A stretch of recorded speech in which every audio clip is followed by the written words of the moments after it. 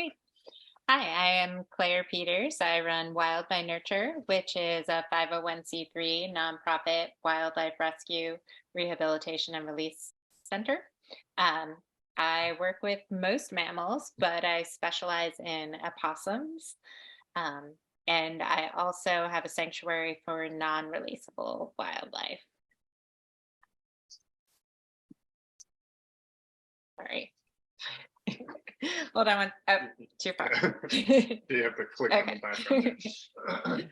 Um, so I have a New York wildlife rehabilitation license and then also the USD license to educate and the license to permanently possess wildlife.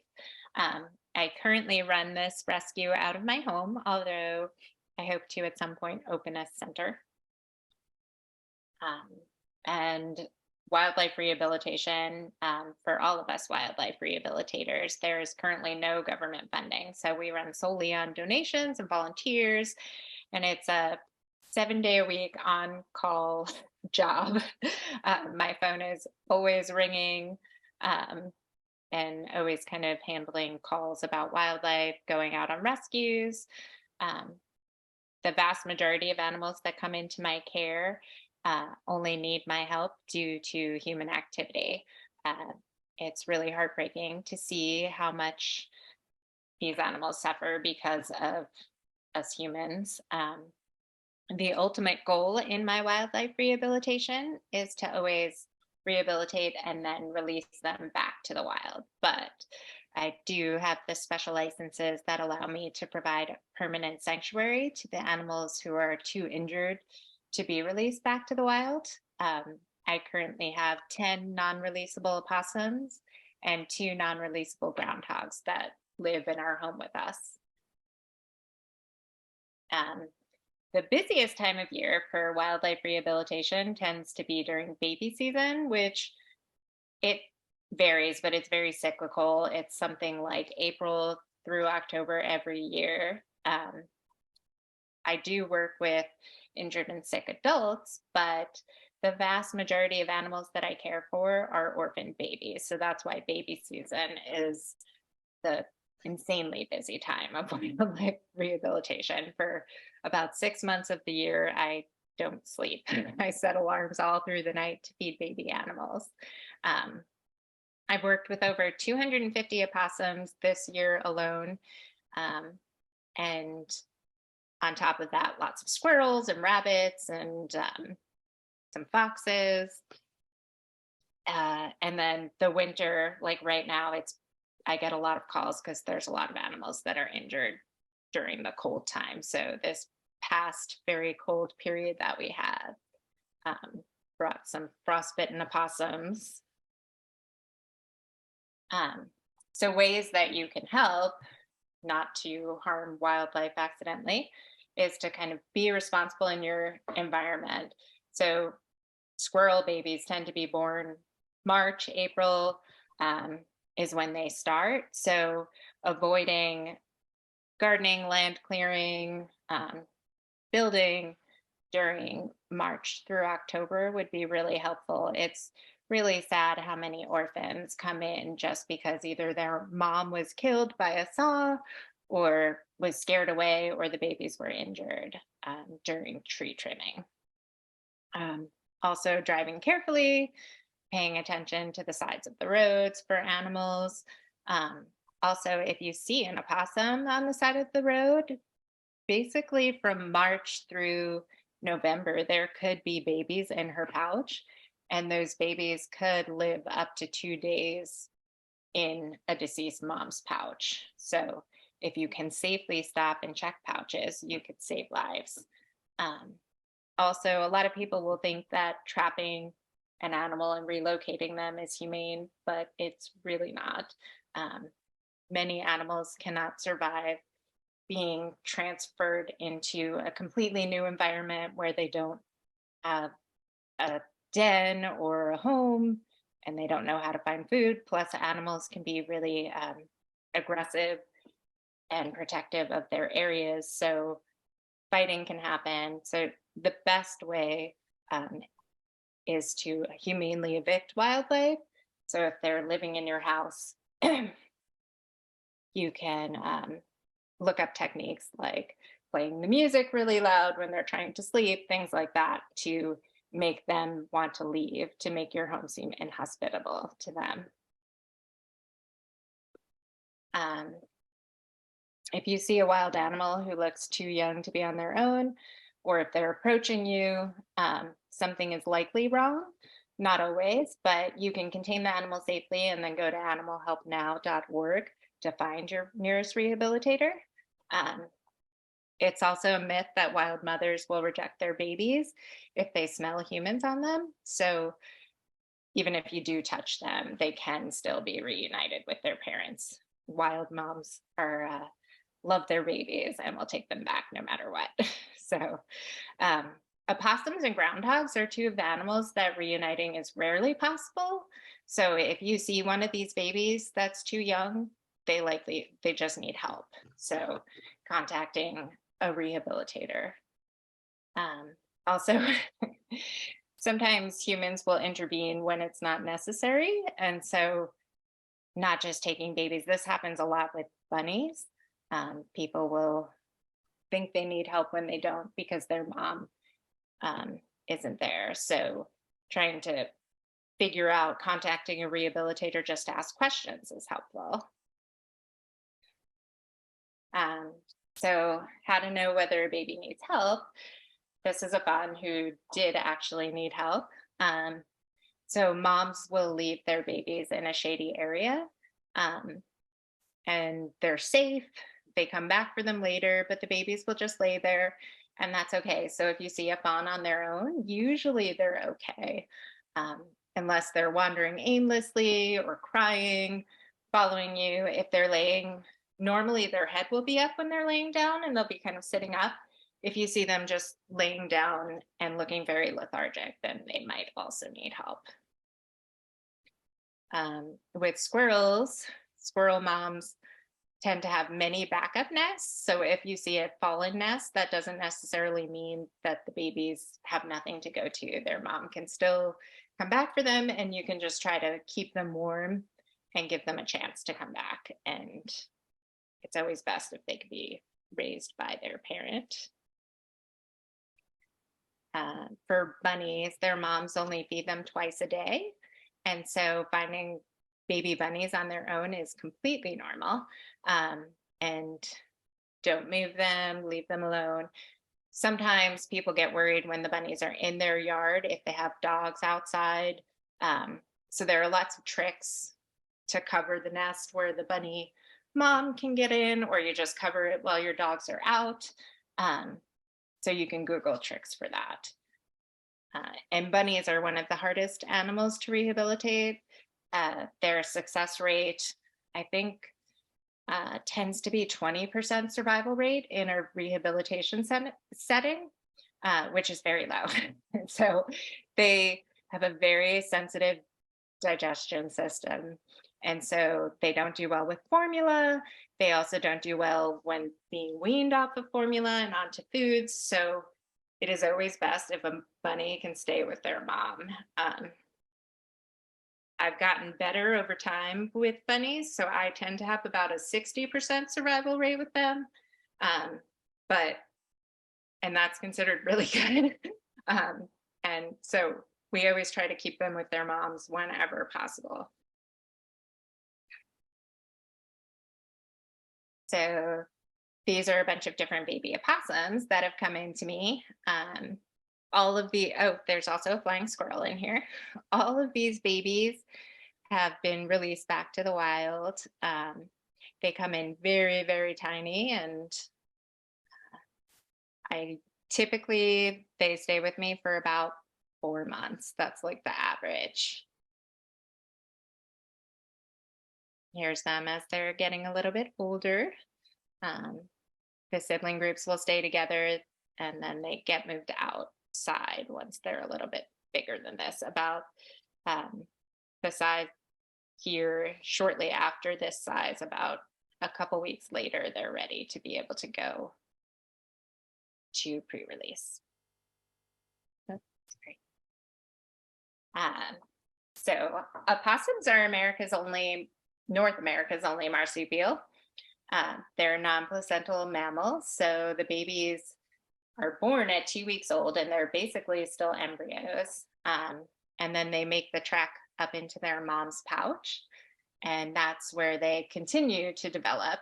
Um, and a possum can give birth to about 25 babies, but not all of those will make it to the pouch because they have to climb up um, into there. This is a mom that I raised, or that she came to me injured, and then her babies, I got to watch them grow, and all of them were released back to the wild.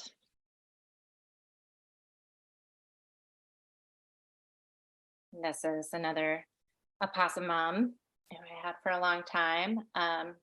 So once the babies make it up into their mom's pouch, they latch onto the nipple and they stay there for months.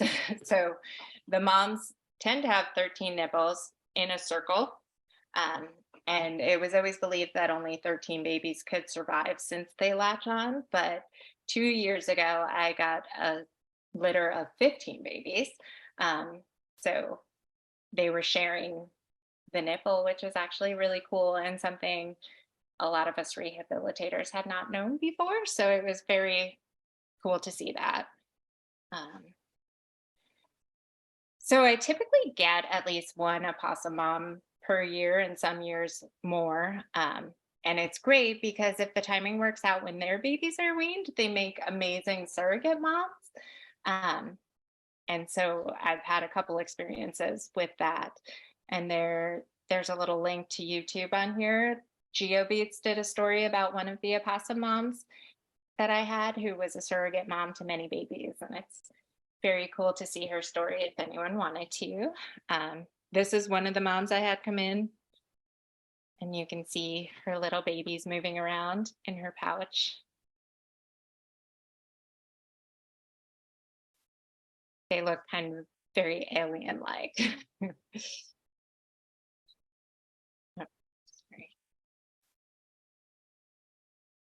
Um, so this is some of the teensy tiny babies that I will get in. Opossums can be very challenging to raise since they do come in as embryos often. They basically have no immune system, and that makes them prone to a lot of issues. Um, so a lot of times they end up needing antibiotics. They also need like antiparasitics. And then it's also really hard to recreate like the pouch environment, which is very humid and very, very warm. So I use incubators, and then there must be some humidity in there. Otherwise, the babies dry out very quickly. And a baby this size can very easily die of dehydration. So it's really important to keep them hydrated. And then since they're unable to suckle the way that um, other baby mammals are, we end up using a feeding tube to feed them. So this feeding tube goes down into their intestine. I measure each opossum so that the tube goes to the right place and so that it's safe for them. And that works really well for them. Here's some more pictures of teensy tiny babies that are not fully formed, and they're about the size of a bee when they're first born. So some of the things that bring animals into care, number one is animals that are hit by a car. So I get some adult animals that were hit by cars, and also just tons of orphaned babies because their moms were killed by a car. This is a pouch tutorial video. So if you see an opossum on the road, you can check their pouch.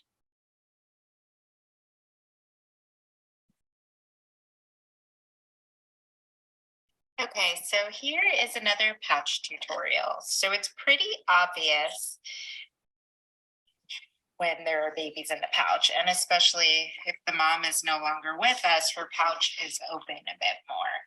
So these are living babies in their mom's pouch, and there are a lot. I've already taken 2 out. I'm still not positive how many are in here, but as you can see, a lot can fit inside here. It's heartbreaking that their mom didn't make it, but I'm hoping we can save all of these little kiddos in here. And so that ended up being 11 babies in there, and every single one of them survived, and they were all released back to the wild. And let's see. Oh, I skipped a couple. Sorry. I don't know what happened. Sorry about that.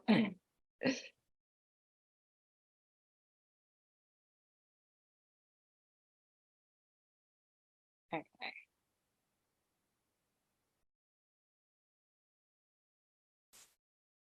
Okay, sorry. So these are all baby squirrels, and this is the number 2 reason, as I mentioned a little bit earlier, of why of the animals that come into me are from tree trimming.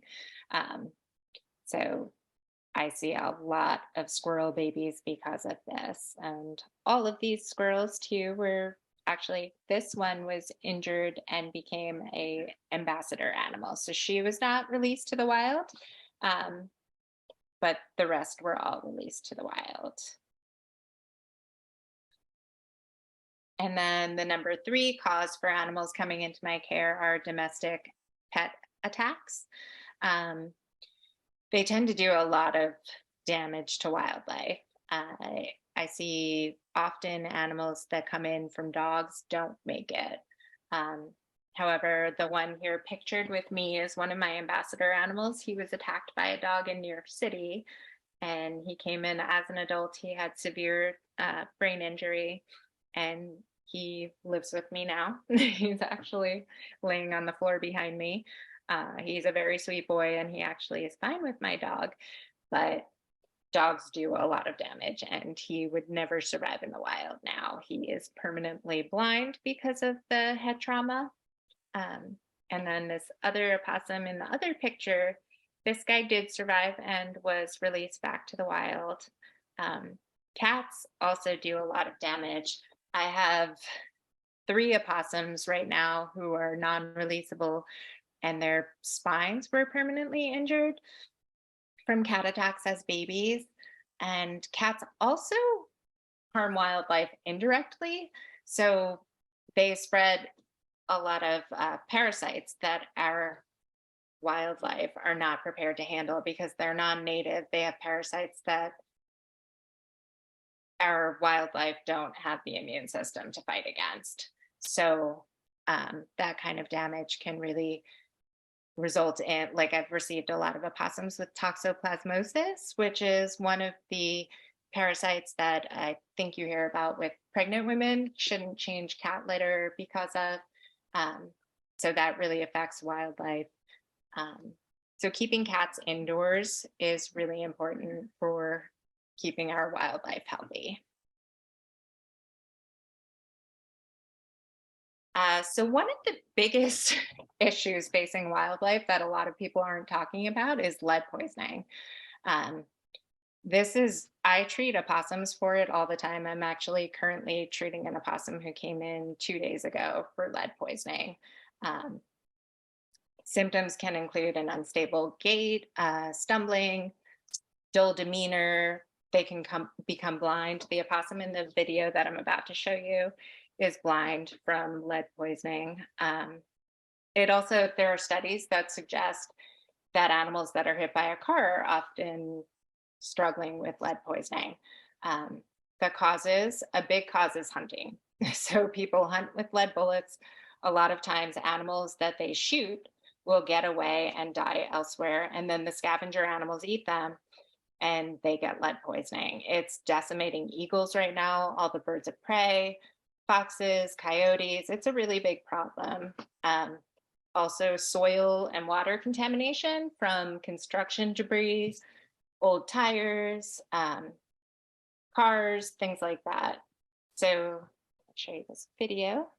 This is me treating an opossum with lead poisoning.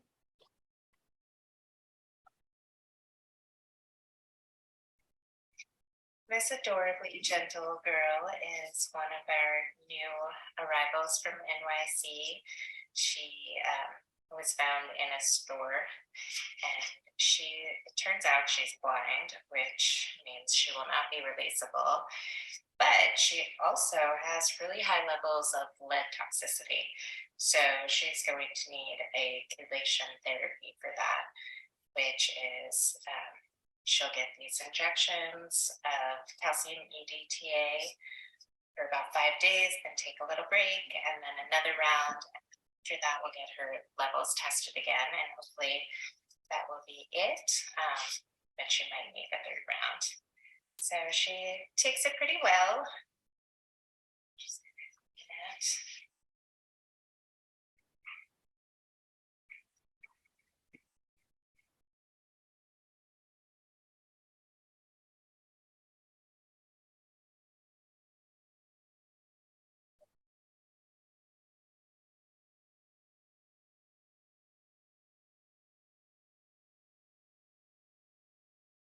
As you can see, she's not too bothered, and I give her a little treat afterwards every time. So we'll be taking care of her, and hopefully she'll get better soon. She's just one of the many little special guys we have right now. She's especially endearing because she's just so sweet. Cautious, but still very gentle. So she ended up needing 4 rounds of lead chelation therapy for lead poisoning. She is still living with me permanently. She was deemed non-releasable because even with treatment, she's still blind. She was actually found in a store in Times Square, which is pretty amazing. She was just completely unconscious and unresponsive due to how high her lead levels were. So she lives with me permanently, and I treat a fair amount of adult opossums each year for lead poisoning. So it's something that is near and dear to my heart, and I hope to spread the word about what a serious thing this is. Oops, sorry. This adorably gentle girl. So I like to think of opossums as the unsung heroes of our ecosystem. They just do so much to help our environment as nature's cleanup crew, and people don't realize just how important they are. So they are resistant to rabies and distemper, and they go one step further than that in that since they eat carrion, when an animal dies of rabies or distemper, other animals can still catch it. However, when opossums clean those animals up and eat them, they actually are helping to slow the spread of rabies and distemper. It's pretty amazing, and most people don't realize that they do this. They also are incredibly clean animals, so they're constantly grooming themselves. And in this way, they eat a lot of ticks. So they're low to the ground, they get a lot of ticks on them, and then in their grooming process, they kill ticks. So they help to slow the spread of Lyme's disease and other tick-borne illnesses. They're resistant to snake venom, which is really cool. And they've actually, without their consent, helped to create an anti-venom. So the anti-venom we have now is because of opossums. And then they also are amazing to have in gardens because they love slugs and all the things that might eat your plants, but they also tend not to eat your vegetables. They love rotten things. So if something falls to the ground, like rotten tomatoes or rotten fruit, they love, but otherwise they don't really eat your vegetables and the things that you're growing, but they will eat the slugs that are eating those. So it's pretty cool. So their tail is really cool. I think they're discriminated against because of their tail. People often talk about them being ugly when actually they have the sweetest faces and very soft fur. But their tails are actually very cool. They're a 5th appendage. They use it the way they would like an arm or a leg. They can't hang by their tails like people often think, but it is crucial for their balance. So when a tail has to be amputated, they are no longer releasable. They use their tails to gather nesting materials, for climbing, grasping things, and yeah, they have to have it for their balance. The tail on the right was injured due to frostbite. So she ended up needing an amputation, a partial amputation, and was still releasable. So they actually have the most teeth of any land mammal in North America. And they don't have many natural defenses. So they're hoping that when they show those impressive teeth, it's enough to scare animals and people would-be predators away. They tend to be non-aggressive, so they don't use the teeth a lot. Although I have gotten a couple bites and the teeth do hurt. So opossums are not built for this climate. They tend to get a lot of frostbite. They sadly don't have any hair on their tails or ears or fingers. So that's where you see frostbite. If they survive a winter, they often are missing some toes, parts of their ears and tails, and then we do a lot of tail amputations every winter. And sometimes it's just a tip amputation and then they can still be released. Or like the picture on the right, this opossum lost her whole tail to frostbite and she was no longer releasable. She also was hit by a car and had head trauma, so that also made her not releasable. And then the opossum on the left was missing a couple of toes as well. They are considered native because they made their way up here about 50 years ago, but like I said, they're not actually built for this climate. They just tend to have enough babies that they survive here.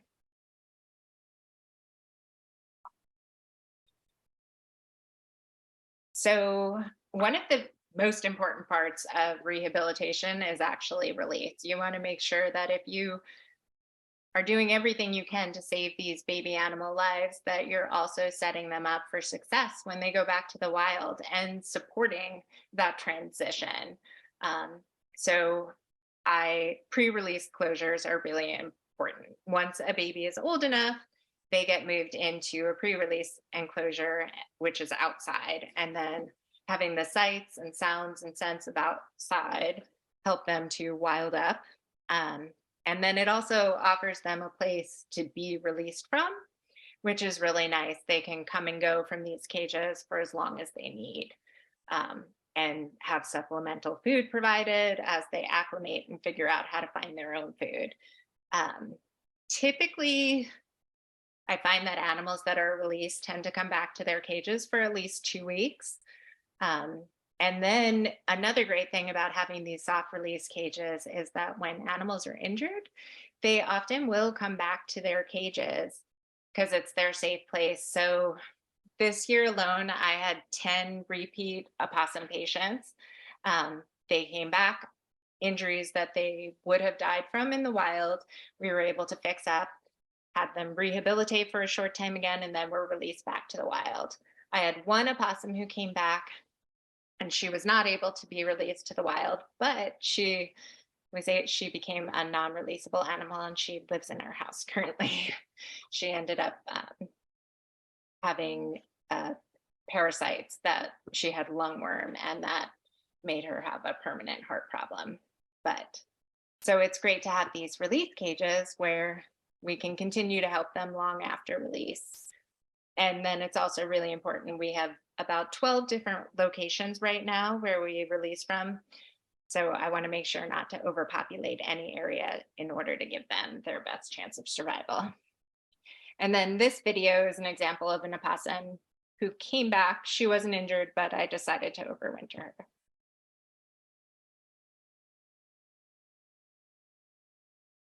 Just stopped by one of my pre-release cages to check on an opossum who she leaves every night, but she's still coming back. So I just wanted to make sure she didn't have any injuries. She was released about 5 weeks ago and is still sleeping every day in her pre-release cage, but she actually looks really healthy. I brought her a little treat and she's very happily eating it. She's a super cute girl.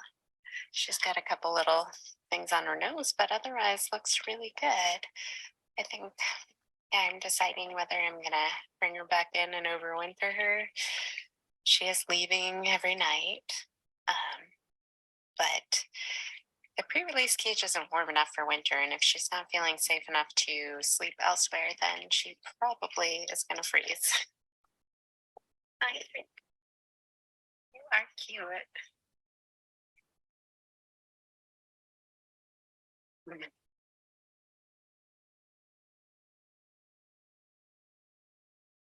She's got a beautiful spot out here.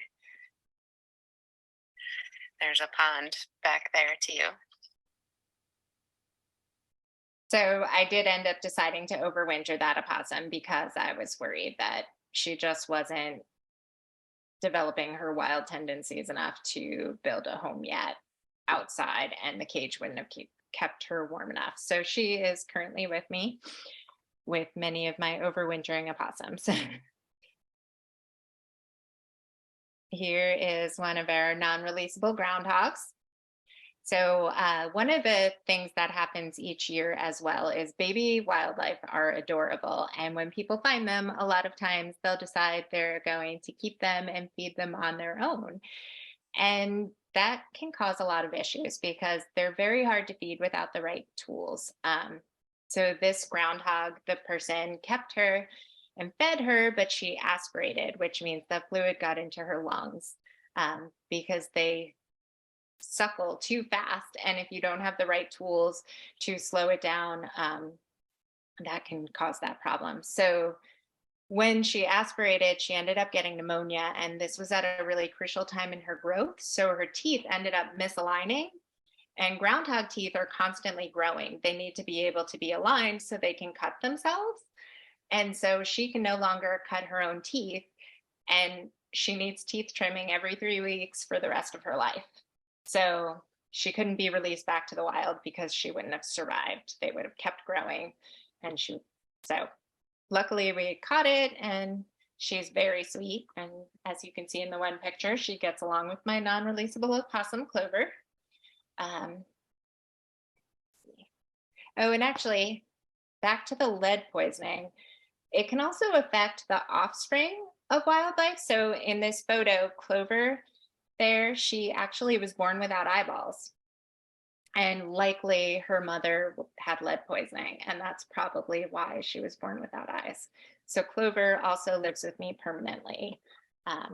And she gets around great without eyes, but she wouldn't survive in the wild. So I occasionally get to work with some less common animals, which is really fun. Muskrats you rarely see in a rehab setting. I'm not sure why, but I got to have this muskrat for about 4 months while he recovered from being hit by a car. He had a broken pelvis and he needed time to recover that. And it was a slow process. And then we had to make sure that he could swim again. But he ultimately was released back to his home where he was found. And then this Arctic fox was also really cool. I have about probably 10 Arctic foxes a year that will come through. My friend in Rochester runs a fur farm fox rescue. So she has a lot of rescued fur farm foxes. And whenever they need to go to Cornell Wildlife Hospital, since I live so close to it, they'll come and stay with me. And then I take them to the wildlife hospital. And so it's just a really neat experience to get to spend time with these animals. Here's a couple of previously rehabbed critters, a groundhog we released, and one of my first ever opossums that I raised many years ago. So this is my rehab space. I thought I'd give a quick tour of my rehab space, which is in my unfinished basement. I've got, let's see, I guess 6 enclosures in this part of the room. Then this is my little kitchen. Through that door, there's one more enclosure. And then I've got another one under the stairs, which actually is bigger than it looks. And then 2 more down this hallway here.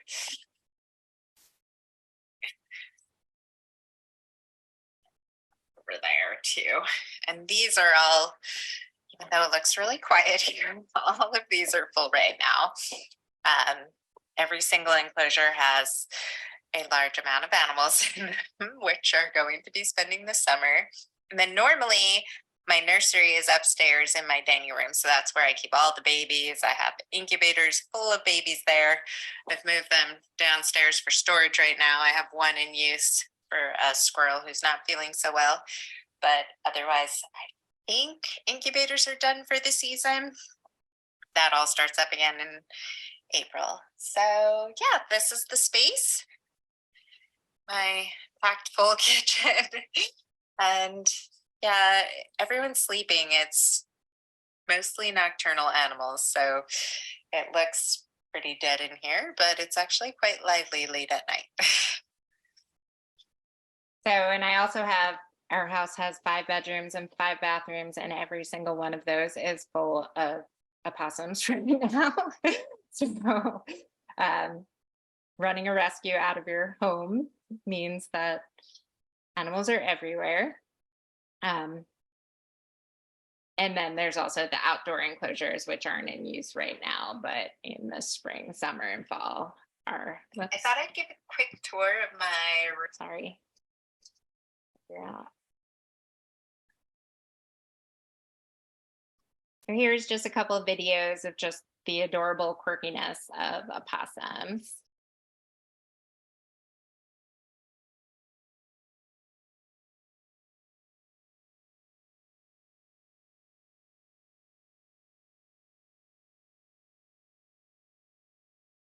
I could watch them eat all day. They're really cute when they eat.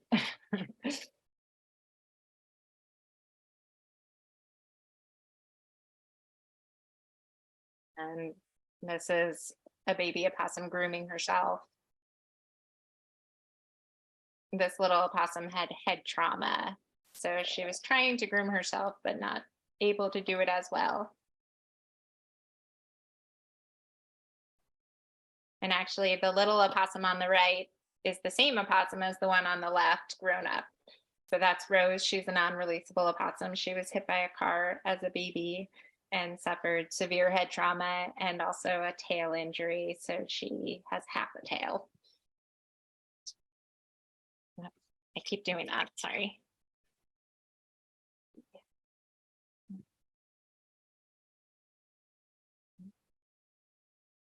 So here's some other animals. The little opossum on the left recently came in. She came in right after Christmas. She had severe frostbite. She already lost her tail. You can see this little purple bandage at the base. So she's got a tiny little nubbin. And then she lost all of her fingernails, which likely will never grow back. She's missing most of her ears. So she's non-releasable. She's only been with me about a month, so she's still getting used to me, but she's very cute. The opossum in the middle is the same opossum who was just eating grapes in the other video. And then the one on the right is an opossum who came in with an injury and really didn't like me. He growled at me every time I had to treat his injuries. So one of the things I like to suggest is that people carry a rescue kit in their car, which is just a box or a carrier and a blanket or a towel, some gloves just in case, hand warmers. If you find baby animals, hand warmers can be put under a towel to keep them warm while you find a rehabilitator. I like to think of rescue as a team effort because there just aren't enough wildlife rehabilitators. It's an unpaid job, so a lot of people don't want to do it. So often we're overwhelmed and can't go out on rescue calls. And when you're the one who knows where an animal is, it's easier for you to get them. And I'm always happy to coach people through a rescue and tell them things, give them tricks that will help them to get an animal, like putting a blanket over an animal that's an adult. It often calms them, and that's a great way to put the blanket over and then scooch them into a box. So if you can contain them safely and then put them into a box or a carrier with ventilation, and then contact a wildlife rehabilitator. Or if you live locally, Cornell Wildlife Hospital is also a great option. It's free. So animalhelpnow.org or ahnow.org is a great resource for finding rehabilitators when you're traveling or rehabilitators near you. And then here's just a couple resources. And that's everything. Did anyone have any questions?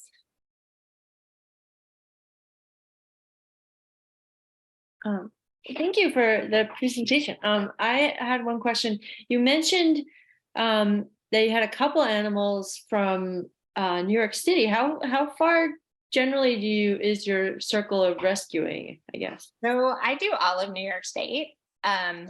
Opossums are very tricky, and I tend to, people send them to me from all over New York. So about a third of the opossums that I take in come from New York City, and then a third from like the Ithaca area, and then a third from around Rochester and Syracuse. I don't really get any from like the Buffalo area. I think there might be a rehabber there, but everything east of that come to me. And I'm also from near New York City, so I have a lot of friends who will help with transport of injured opossums from there.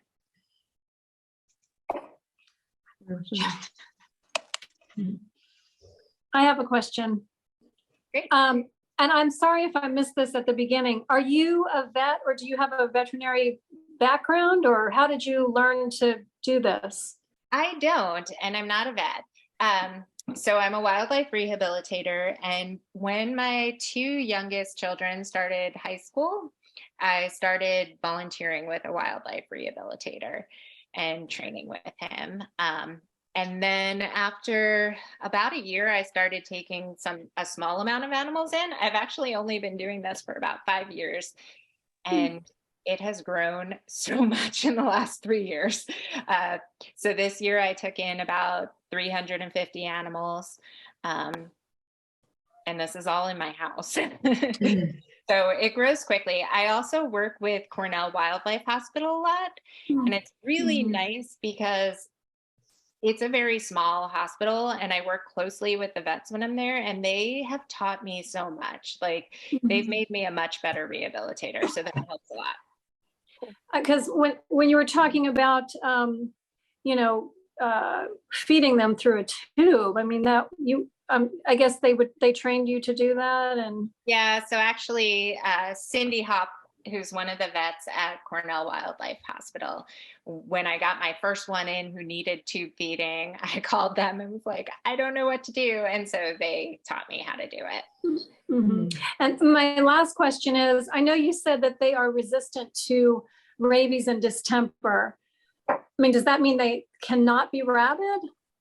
It pretty much means I've never heard of a case of them being rabid. Yeah, like you can never say 100%, but they really, it is incredibly rare. And I mean, how do you know it would be if you came upon one that was injured? Their body temperature is very low, and rabies can't live. Apparently, that's not an ideal environment. So that's what makes them resistant to a lot of things, because things can't live in their body. I mean, if you came across an injured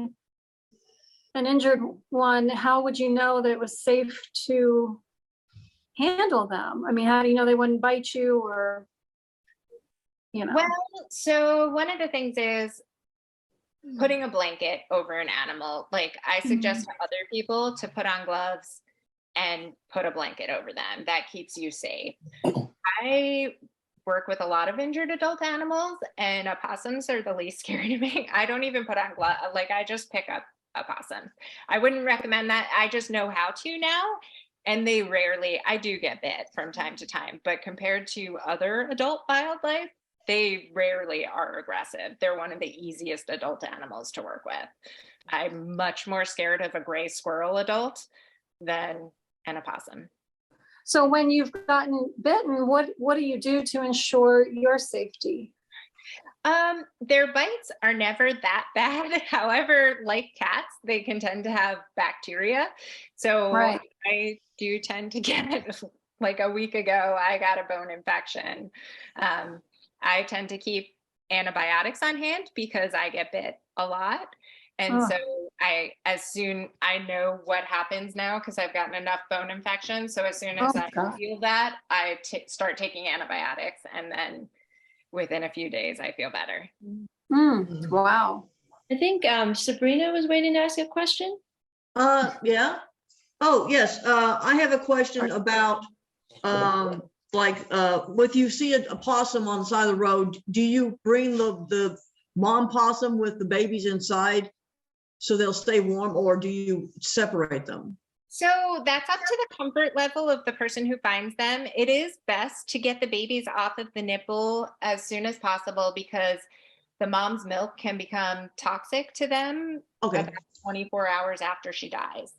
So if you can, and if you're comfortable taking them off, but they can be injured if it's not done right. So a lot of times people will just bring the mom in a box to me.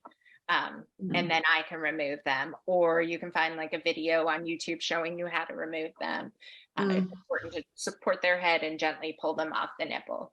But if you found one, it is completely okay to just put the mom in a box and bring them to a rehabber that way. I have a second question. I've always heard that like cow's milk's never good for cats or dogs or puppies or anything. They mentioned goat's milk. Is that like an all-purpose milk or something like that? I think so. I've definitely heard of some rehabbers using like goat's milk Espalac. I use an opossum formula. So there's like this company, it's called Fox Valley, and they make species specific formulas. And so that's what I always use for my animals. I feel like they know what they're doing. And then I do a few additives like probiotics and things like that. It is really important not to feed baby animals cow's milk or even just plain goat's milk. I think you want to do an animal formula. Where is the animal? Could you put that in the chat so I can, write it down? The Or Fox Valley formula. Yeah, what it called? I can add that to the resources. Oh, yes. That would be good. But yeah, it's Fox Valley. And there's one other question I did have about lead. You can actually take the lead out of the animal system with this, is it calcium, EDTA? Yeah, so it's depending on their lead levels. I'll give them 1 or 2 shots of that a day, and based on their weight, we'll give them an amount. So it's calcium, EDTA, and that does clear it up. We always test in between to see how far it's gone down to know how many rounds they need. Yes. So the most I've ever given was 4 rounds. Oh, yeah. Well, the idea though is like, are the bullets made of lead? I just thought, I didn't know our Yes. bullets. All bullets. It's actually, I went to Dick's one day to see like if you can buy non-leaded bullets. It's incredibly hard to find them. They had one non-lead bullet and it was really expensive. So almost all the bullets that hunters use are leaded bullets. Okay. All right. Well, thank you. And Jan has her hand up as well. Hi. Thank you. It's an excellent presentation, and it's incredible the work you're doing. Is there anyone else helping you? So I do have volunteers from time to time. It can ebb and flow. One of the things is a lot of times people think I snuggle baby animals all day long. And so volunteers come and they're like excited to do that. However, like you're cleaning a lot of messy, sometimes gross things. And so there's a lot of volunteer turnover once they realize like how hard the work is. It's a lot of heavy lifting. It's a lot of gross things. So right now I have 1 volunteer who comes 1 day a week. There's times I have more, like I tend to have more during baby season because people like feeding babies versus cleaning adult animal cages. So it varies, but most of the time it's me 7 days a week. Wow, it's incredible what you're doing, and your presentation is excellent too. And I was going to ask you now, you're saying that the state does not provide any funding, even through the DEC Nope, there's no government funding at all. Mm, It's a shame and something that I think really needs to change. Like we should Yeah. be able to apply for government funding. But as of now, like I do most of my fundraising on social media. That's like a game changer for a lot of rescues. Are there any grants that you can apply for that There might? are grants. The problem is I don't have time to write grants. So I would love, like, that's actually one of the big things I'm hoping to find at some point is volunteers who want to even just write grants because there are grants to be had. But when you're the person who's doing all the work all the time, it's hard to find time to do that because the animal care comes first. And did you say if you went to the Cornell Wildlife Hospital, they could provide help without charge? Yeah, it's completely free. And they're an amazing resource for the community, but also for rehabbers. Like they teach me so much. And when I bring animals there, they will give me medications for them. And even for the non-releasable animals, they charge a very small fee for. So it's really nice to have them. And can I just ask one other question? Because would it make sense that if you were going to get government funding, would it make sense that that funding get routed through the DEC? I don't know. You know, since there is no government funding, I'm not sure how it would be best to try to figure that out. But I know there's a group that's working like to try to change some policies. I forget the name of it. It's run out voters Right. for animal rights.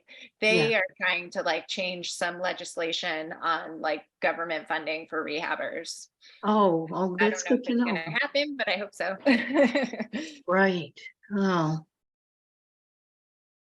Yeah. I mean, does the DEC ever provide any help to you in any way? Not at There's a all. way to raise Actually, it. the DEC is set up to There's a way to for raise it. hunters. Like they Yeah. support system for hunters. They Under actually law. make it harder to rehab. They make a lot of rules. There's a lot of, I have to do a ton of paperwork and I'm not paid to do it. Yeah. So the DEC really is there to support rehabbers, to support hunters, not rehabbers. Yeah. Okay, I think Walt was next. Hi. We would like to know what you do if you go out of town. I don't. Yeah, that's a big point of contention we used to travel, but we don't anymore. So yeah, That answers the no days question. off. What did she say? So What? you don't have somebody that can help out if you had to go out of town or something? So in August, my daughter really wanted us to take her back to college with her. And one of my volunteers stayed here for 2 nights and I took 17 babies with me. So I got travel incubators and I packed them up and all their supplies. So I brought all the youngest ones with me. Wow. But it was also it wasn't a vacation either. No. So yeah, we don't really travel at the moment. My goal is to start a center. There's another rescue that I work closely with, Stay Wild in Trumansburg, and the two of us are trying to combine forces and start a center, but it's hard. That's amazing you do all that.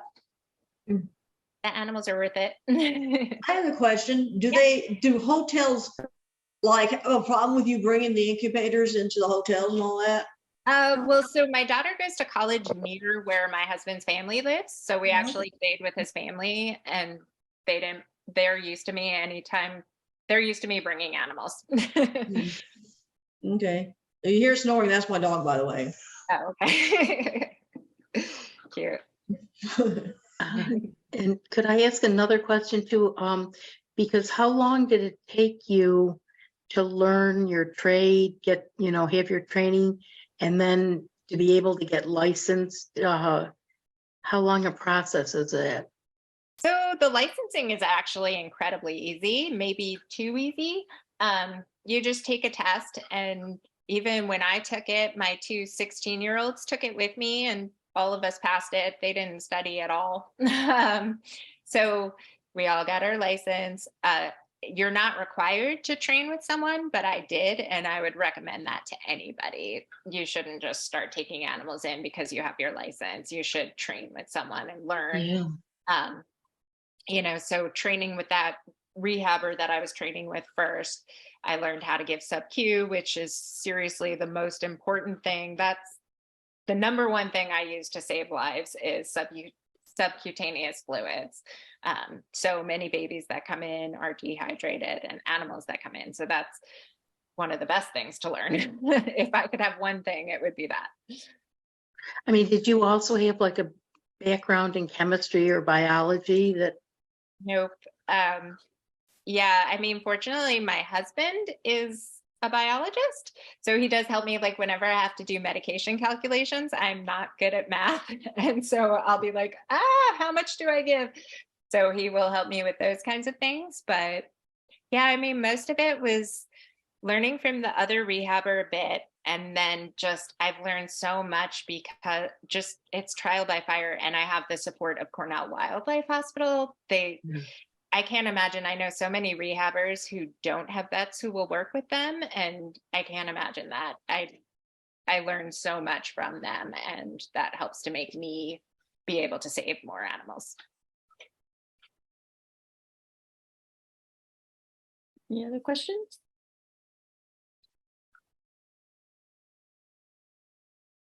All right, well, thank you for everyone for coming, and I hope you enjoyed Claire's presentation.